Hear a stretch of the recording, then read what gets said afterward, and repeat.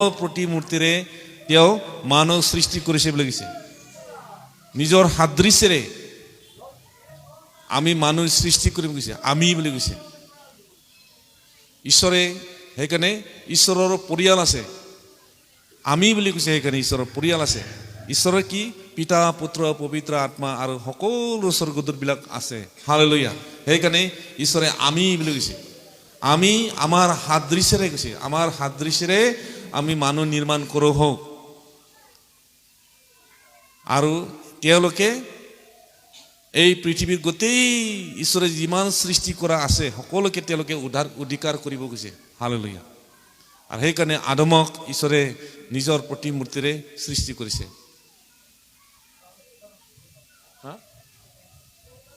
মোবাইলটো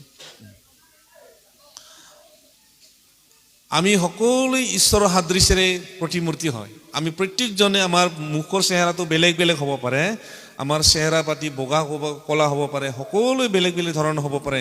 কিন্তু ঈশ্বৰে আমাক তেওঁৰ নিজৰ সৃষ্টিৰে আমাৰ অন্তৰত থকা আমাৰ অন্তৰখন ঈশ্বৰে সৃষ্টি কৰা প্ৰতিমূৰ্তি হয়। আমাৰ বাহিৰা চেহেৰাটো, বাহিৰা বডিটো বেলেগ বেলেগ ধৰণৰ হ'ব পাৰে, কিন্তু ঈশ্বৰে আমাক তেওঁৰ নিজৰ নিচিনাকৈ আমাক সৃষ্টি কৰিছে। সেইকাৰণে ঈশ্বৰে আমাক বিচাৰি থাকে। সেইকাৰণে ঈশ্বৰে মানুহক পাহৰি নাযায়, সেইকাৰণে পাহৰিব নোৱাৰে আৰু মৰম কৰে।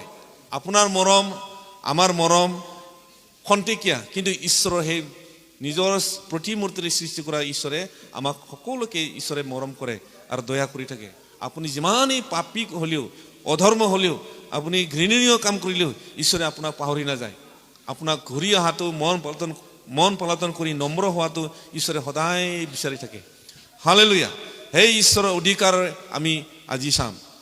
সেই ঈশ্বৰে মানুহ সৃষ্টি কৰি ফালে তেওঁ এনেই এৰি দিয়া নাই। মানুহ পৃথিৱী গোটেই যিমান সৃষ্টি আছে, বিশ্ব ব্ৰহ্মাণ্ডত যিমানখিনি সৃষ্টি আছে সকলোকে অধিকাৰ কৰিব পাৰিব বুলি কৈছে। সেই অধিকাৰটো ঈশ্বৰে মানুহ আদমক দিছিলে। আৰু তেওঁ সহায়কৰ্তা হিচাপে স্ত্ৰী এজন সৃষ্টি কৰিছিলে। তেওঁ বুকুৰ হাড়ৰ পৰা সৃষ্টি কৰিছিলে কৈছে। মানুহ এনেকৈ সৃষ্টি কৰিছিলে। কিন্তু আমি আজি বৈজ্ঞানিক চাইণ্টিষ্ট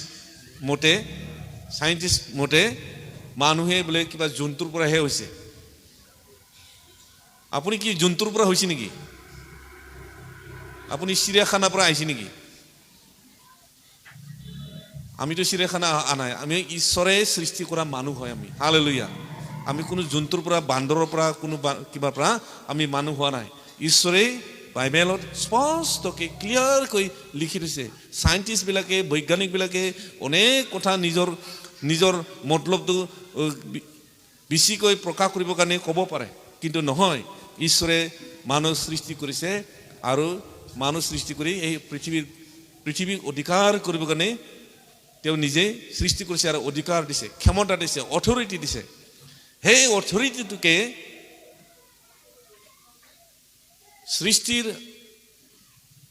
সৃষ্টিৰ আদিতে যি শয়তান, এই শয়তানে মানুহক দিয়া অধিকাৰটো লোভ লাগিছিল। যিটো শয়তানে নিজে ভুল কৰি প্ৰথমে পাপ কৰিলে। সেইকাৰণে কিছুমানে অলপ ভুল কাম কৰে। প্ৰথমে কোনে পাপ কৰিলে কৈছে?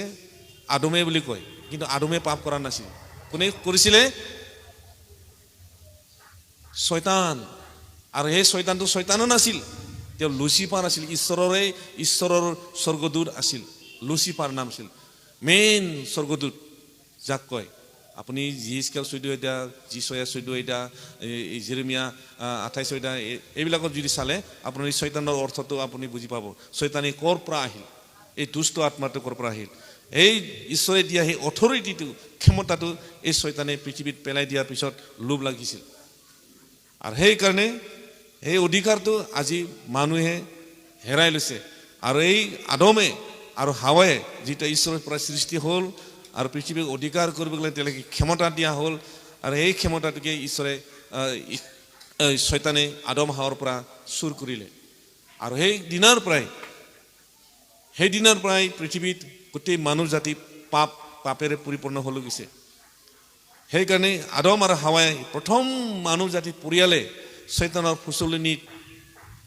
ফুচলা খোৱাৰ কাৰণে আজি গোটেই পৃথিৱীৰ মানুহে পাপেৰে পৰিপূৰ্ণ আপুনি যি ধৰ্ম দি নাথাকক যি কাৰণে নাথাকক আপুনি যি প্ৰকাৰে নাথাকক আপুনি মানুহ সৃষ্টি হৈছে যদি আপুনি পাপেৰে পৰিপূৰ্ণ হয় সেই আদম হাৱাৰে আমি সকলোৱে সন্তান হয় প্ৰথম মাক বাপকটো আমাৰ আদম আৰু হাৱা তেওঁৰ পৰাই গোটেই পৃথিৱী আজি অনেক মানুহ সৃষ্টি হ'ল অনেক জাতি উৎপন্ন হ'ল অনেক ভাষা উৎপন্ন হ'ল সেইদৰে আজি সেই মানুহবিলাকে আজি ঈশ্বৰে দিয়া ক্ষমতাটো ব্যৱহাৰ কৰি আছে সেই ক্ষমতাটো আজি মানুহৰ জাতিক ঈশ্বৰে দি থৈছে সেইকাৰণে মানুহে আজি অনেক কথা চিন্তা কৰিব পাৰে অনেক বিবেচনা কৰিব পাৰে অনেক কল্পনা কৰিব পাৰে অনেক সৃষ্টি কৰিব পাৰে অনেক কৰিব পাৰে ঈশ্বৰৰ অলপহে মাত্ৰ সৰু কৰা হৈছে গৈছে আপুনি গীতমালা 8 অধ্যায় চাব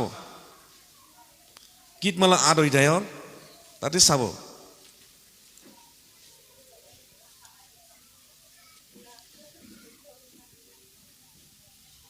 8 অধ্যায়ৰ 4 পদৰ পৰা কৈছে 8 অধ্যায় গীতমালা 8 অধ্যায় 4 পদত তেতিয়া মই কওঁ মানুহনো কি তুমি যে তাক সোৰণ কৰা মানুহৰ সন্তানে বা কি তুমি যে তাৰ বুজ বিচাৰ লোৱা কিয়নো তুমি তাক ঈশ্বৰতকৈ অলপহে সৰু কৰিলা আৰু গৌৰৱ আৰু মৰ্যাদাৰ ৰূপ মুকুটেৰে বিভূষিত কৰিলা হালেলুয়া অলপহে মাত্ৰ সৰু সেইকাৰণে মানুহে অনেক কাম কৰিব পাৰে অনেক চিন্তা কৰিব পাৰে অনেক দিব পাৰে আৰু ঈশ্বৰকে মানুহ জাতিকহে মাত্ৰ ঈশ্বৰে নিজৰ আত্মাটো দান দিছে নিজৰ প্ৰতিমূৰ্তি দান দিছে আত্মা দান দিছে সেইকাৰণে ঈশ্বৰৰ নিচিনা চিন্তা কৰিব পাৰে মানুহে ভাল বেয়া উত্তম বস্তু গ্ৰহণীয় কোনটো বেয়া বস্তু কোনটো সকলো মানুহে চিনিব পাৰে চিন্তা কৰিব পাৰে ঈশ্বৰে এনেকৈ মানুহ অধিকাৰ দিছে সেই অধিকাৰটো কিয় দিছিলে পৃথিৱীক মানুহে ব্যৱহাৰ কৰি অধিকাৰ কৰি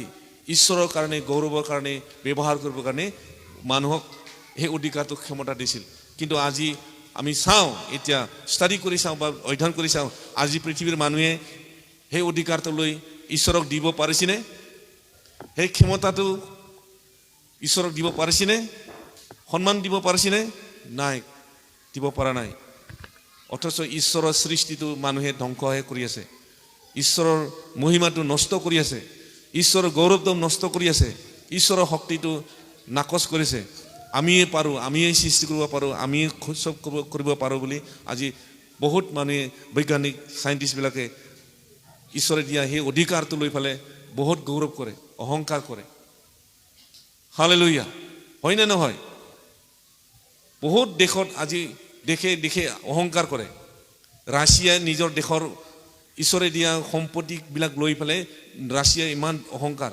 চাইনাই ইমান অহংকাৰ আমেৰিকাই ইমান অহংকাৰ ইউক্ৰেইনে ইমান অহংকাৰ সকলো দেশে নিজৰ ঈশ্বৰে দিয়া সৃষ্টিকে লৈ পেলাই ইমান অহংকাৰ কৰিছে অহংকাৰেৰে চলি আছে ঈশ্বৰে যিহৰ কাৰণে মানুহক ক্ষমতা দিছে অধিকাৰ দিছে সেইটো মানুহে নিজৰ কাৰণে ব্যৱহাৰ কৰিবৰ কাৰণে ঈশ্বৰে দিছে হালেলুয়া তথাপিও মানুহে আজি ঈশ্বৰক বুজিব পৰা নাই ঈশ্বৰক বিচাৰি পোৱা নাই ঈশ্বৰক ঢুকি পোৱা নাই ঈশ্বৰক বিচাৰি পোৱা নাই সেইকাৰণে আজি আমি জীয়াই থকা লোকবিলাকে আমি জানিব লাগে বুজিব লাগে ঈশ্বৰে দিয়া ক্ষমতাটো মই ব্যৱহাৰ কৰিব পাৰিছে না পৰা নাই বা ঈশ্বৰক মই দিব পাৰিছে না পৰা নাই আজি বাইকয়ে আমাক ইয়াকে সোঁৱৰণ কৰি দিছে আজি মানুহক ঈশ্বৰে কিয় অধিকাৰ দিছে মানুহক ঈশ্বৰে অধিকাৰ কিয় দিছে আপুনি যদি কিবা যদি দুখত পৰিছে আপোনাক কোনে উদ্ধাৰ কৰিব মানুহে উদ্ধাৰ কৰিব পাৰে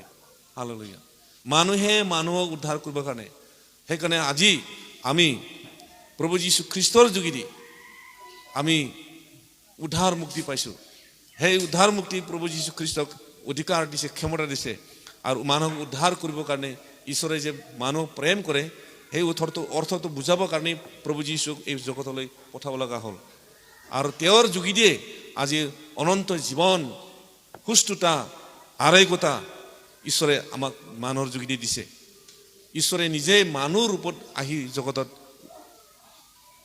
অৱতৰণ কৰিছে আৰু মানুহ জাতিক বুজাবলৈ দিছে সেইকাৰণে আজি আমি মানুহে আমি প্ৰেমেৰে থাকিব লাগে আৰু মানুহে ঈশ্বৰৰ ক্ষমতাটো আমি বুজিব লাগে মানুহে আমি ঈশ্বৰৰ অধিকাৰটো আমি বুজিব লাগে হালেলুয়া কিন্তু আজি মানুহে জগতৰ মানুহবিলাকেতো নুবুজে ঈশ্বৰৰ অধিকাৰটো বা ক্ষমতাটো কিন্তু আমাৰ ঈশ্বৰৰ মানুহবিলাকেও বহুতে বুজি নাপায় ঈশ্বৰৰ যিবিলাকে পাইছে বা গ্ৰহণ কৰিছে তেওঁলোকৰ মাজতো আজি বুজিব নোৱাৰে ঈশ্বৰে দিয়া গিফ্ট কাৰোবাক সুস্থতা কৰিব পৰা কাৰোবাক বাক্য ক'ব পৰা কাৰোবাক হিলিং কৰিব পৰা কাৰোবাক অনেকক দয়া কৰিব পৰা কাৰোবাক অনেকক সহায় কৰিব পৰা অনেক গিফ্ট ঈশ্বৰে দিছে মানুহবিলাকক অধিকাৰ দিছে ক্ষমতা দিছে সেই ক্ষমতাক লৈ ফালে আজি পৃথিৱীৰ মানুহবিলাকে অহংকাৰ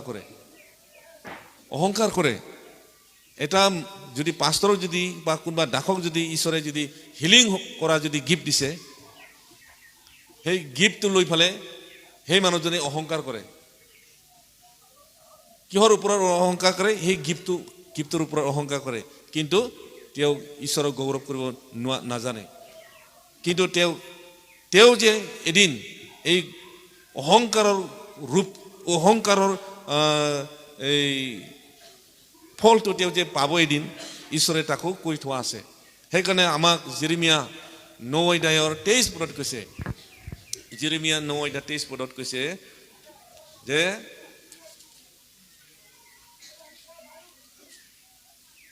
ইয়াত কৈছে যিহোৱা এই কথা কৈছে জ্ঞানীয়ে নিজ জ্ঞানত বীৰে নিজ পৰাক্ৰমত আৰু ধনীয়ে নিজ ধনত গৌৰৱ নকৰক কিন্তু যিজনে গৌৰৱ কৰে তেওঁ ইয়াৰহে গৌৰৱ কৰক যে তেওঁ মোৰ বিষয়ে বুজে আৰু জানে যে মই পৃথিৱীত দয়া বিচাৰ আৰু ধাৰ্মিকতা সিদ্ধ কৰোতা জিহুৱা কিয়নো এইবোৰত মই সন্তোষ পাওঁ ইয়াক জিহুৱাই কৈছে হালেলুয়া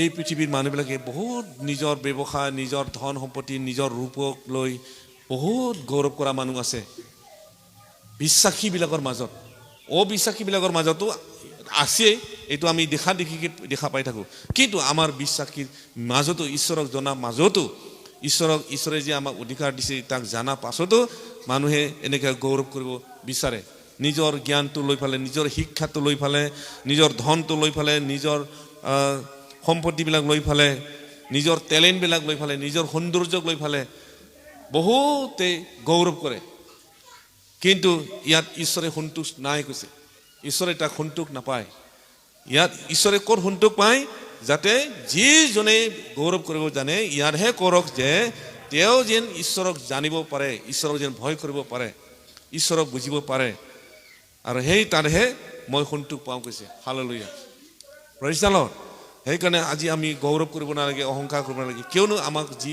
সকলো দিছে ঈশ্বৰে দিয়া ক্ষমতা অধিকাৰ হালেলুয়া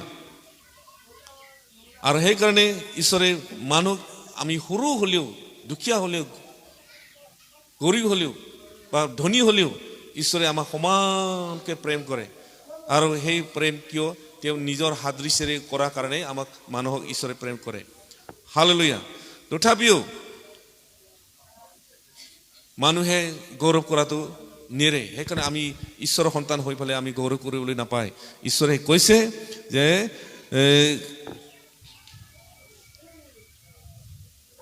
তেওঁ ইয়াতহে গৌৰৱ কৰক কৈছে তেওঁ ইয়াতহে কৰক বা আমাক কৈছে আমাক ইয়াতহে গৌৰৱ কৰক যে তেওঁ মোৰ বিষয়ে বুজে আমি ঈশ্বৰৰ কথাটো বুজিব লাগে ঈশ্বৰে কি কাৰণ আমাক সৃষ্টি কৰিলে